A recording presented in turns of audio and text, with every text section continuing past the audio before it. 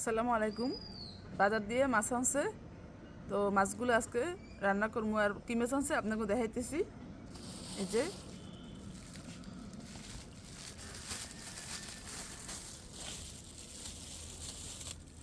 এই মাছগুলো কে কে চেনেন, এই যে সাগরের মাছ আর কি। তো এই মাছটারে আজকে ঝুরো করবো। আর মাছটার নাম কে কে জানেন কমেন্ট করে জানাইবেন। মাছগুলো পলিথিন দিয়ে সব বাইর করে লই, বাইর করে এরপরে মাছগুলো সুন্দর করে আমি কুটে লমু। আর এই যে দেখেন মাছটার চেহারা। যাই হোক, মাছটা হয়তো সবাই চেনেন, মোটামুটি সবাই খান। এই মাছটা কিন্তু শুটকি হিসেবেই আমরা বেশি খাইছি আর কি।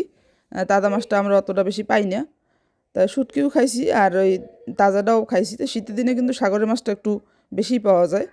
তাই এই মাছের যে মাথাটা কিন্তু কোনো কাজেই লাগবে না, যেহেতু জোড়া করমু। তাই মাথাটা একদম ফালাই দিছি, ফালাই দিয়ে মাছটা খুব সুন্দর মতো কুটে কুটে আমি লইতে আসি। আর এটা যেহেতু ঝুড়ো করমু, তাই মাছটারে একটু ছোটো ছোটো পিস করতেছি। এই যে দেখেন, একটা মাছের 3 ভাগ করছি। ঝুড়ো করলে তো মনে করেন কোনো সাইজের দরকার হয় না। তো এই যে মাছগুলো আমার কোটা হয়ে গেছে, এখন আমি সবগুলা একটা এই বান্ডে উড়াইয়া এবার ধুয়ে লমু সুন্দর করে। ধুয়ে টুয়ে তারপরে একসরে পাকঘরে যামু। আর মাছের যে ময়লাটা হইছে, ওই ময়লাগুলো আমি বাচ্চা এখন ফালাই দিমু। ফালাই দিয়ে সোজা মাছগুলো ধুয়ে একবারে চুল হালে চলে যাবো রানতে। মাছ তো করছি, আপনাকে দেখাইছি। তাই মাছ করার পরে মাছটা খুব ভালো করে ধুইছি। আর এখন মাছটা রান্না চড়াই দিম। চুলো ধরাই দিয়েছি, আমি দিলাম একটা ফ্রাই প্যান। মাছটা যেহেতু ভাজা ভাজা করবো, এই ফ্রাই প্যানই ভালো হইবে। এমনি করেছি তো ফ্রাই প্যানে ভালো হইবে বেশি। তেল দিয়ে দিছি, এখন দিব কুচে নিয়ে পেঁয়াজ। পেঁয়াজটা একটু ভালো করে ভাজিয়ে লই। পেঁয়াজটা ভাজা হয়ে গেছে, এখন দিব সামান্য পরিমাণ রসুন বাটা। শুধু পেঁয়াজ আর রসুনই দিমু, আর কিছু দিমু না। রসুনটা একটু ভালো করে কষামু, যাতে রসুনের যে কাঁচা একটা গন্ধ আছে এটা চলে যায়। এরপরে হচ্ছে মরিচের গুঁড়ো, হলদির গুঁড়ো এগুলো দিয়ে দিম। হলদির গুঁড়ো, মরিচের গুঁড়ো, ভালো করে মশলাটা কষাইতে হবে।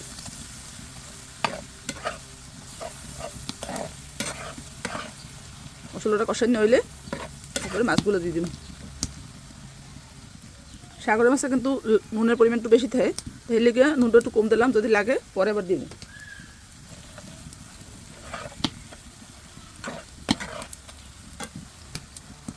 মশলা কষানো হয়ে গেছে, এখন কুটিরা মাছগুলো দিয়ে দিম। আর এই মাছ এত নরম, মানে তরকারির মতো আর কি। অল্প একটু লাড়াচাড়া দিলেই দেখবেন না মাছটা সেদ্ধ হয়ে যাবে। ভিতর দিয়ে কাঁটাটা বাচ্চা ফেলাই দিব তখন। আর এর ভিতর দিয়ে মাছটার ভিতর দিয়ে অনেক পানি বেড়ে, ওই পানিটা এতেই খবর হয়ে যায়। যেহেতু মাছটা ঝুড়ো করবো আপনি, তো দেখবেন না কী পরিমাণ পানি বাইরে। এরপর দেখেন মাছটা দিয়ে কী পরিমাণ পানি বেরিয়েছে। এই পর্যায়ে এই মাছগুলো আমি এরকম করে উঠবো, ভেজে উঠেইয়া রাখতে আসি। আমি একটা দেখাই দিই। এই মাছের যে এই কাঁটাগুলো, এগুলো কিন্তু এমনিতে নরম, এমনিতে খাওয়া যায়। যেহেতু আবদুল্লা খাইবে, তো এর লিখেছি মাছটারে মাছের মাঝখানে যে কাঁটাটা আছে, এই যে কাঁটাটা, তো মাছটা তো একটু গরম, যত একটু সমস্যা হইতেছে, এই কাঁটাটারে বার করে ফেলাই দিব। প্রত্যেকটা মাছই সেম এই কাজটাই করবো। তো এই মাছটা যদি আমি বড়রা আমরা খাইতাম আর কি, আবদুল্লা যদি না খাইতো, বড়রা চাইলে কিন্তু কাঁটাটা খাওয়া যায়, কারণ এটা ভাজি করলে কাঁটাটা একদম নরম হয়ে যায়। তো প্রত্যেকটা মাছের কাঁটাগুলো বাঁচছে, আবার আমি ভাজা ভাজা করবো। এতে সব মাছের কাটা ভাজা শেষ। আর মাছটারে আবার চুলে দিব। আর এই যে দেন কাটা, তো যাই হোক আবার চুলে দিয়ে ভাজা ভাজা করবো। যে মাছগুলো চুলে দিয়েছি, এখন এটা একটা সুন্দর করে ভাজা ভাজা করবো। আর ভাজা ভাজা হয়ে গেলে তারপর আপনি কোথায় হবেন। মাছটা হয়ে গেছে, এখন একটু কয়েকটা কাঁচামরিচ দিয়ে দিমু, আর একটু ধনে পাতা দিমু। ধনে পাতা দিয়ে লাড়াচাড়া দিয়ে মাছটা উঠিয়ে খেলাম। একটা ভাজা ভাজা হয়ে গেছে, কিন্তু ধনে পাতা দিলে ফ্লেভারটা অনেক সুন্দর আসবে। একবারে ভাজা ভাজা হয়ে গেছে মাছটা, কেউ না করলে বুঝবো না ওদের কী মাছ। ধনে পাতা দিয়ে লাড়াচাড়া, ধনে পাতাটা মোটামুটি যখন একটু হয়ে যাবে তাড়াতাড়ি উঠিয়ে ফেলাম, যাতে ধনে পাতার গানটা খুব ভালো আসে।